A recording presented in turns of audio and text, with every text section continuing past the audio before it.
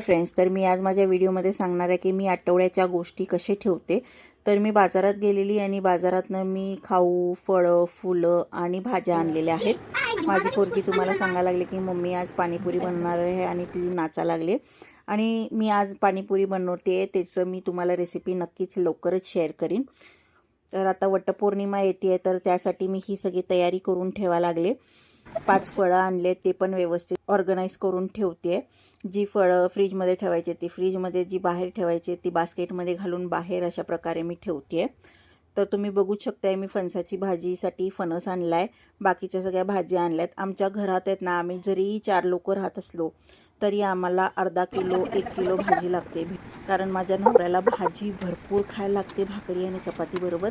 तर ह्या प्रकारे मी सगळे कापून ते बॉक्समध्ये घालून ठेवलेत आणि असंच मी आता फ्रीजमध्ये ठेवणार आहे. तर तुम्ही असं विचाराल की हे फ्रेश राहतं का?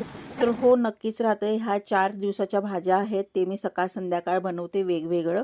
तर त्या हिशोबाने मी ते कापून वगैरे ठेवते, कारण आता शाळा चालू झाल्यात तर शाळेच्या वेळेस गडबड होते सकाळी. आणि हे असं करून ठेवलं की पटकन सकाळी उठून स्वयंपाक करायला बरं पडतं. तर मी तर अशाच प्रकारे करते. तुम्ही पण करून बघा आणि मला नक्कीच कमेंट बॉक्समध्ये सांगा की तुम्हाला सोयीस्कर पडलं की नाही. आणि आता आम्ही सगळे पाणीपुरी खातोय असतं. थँक्यू.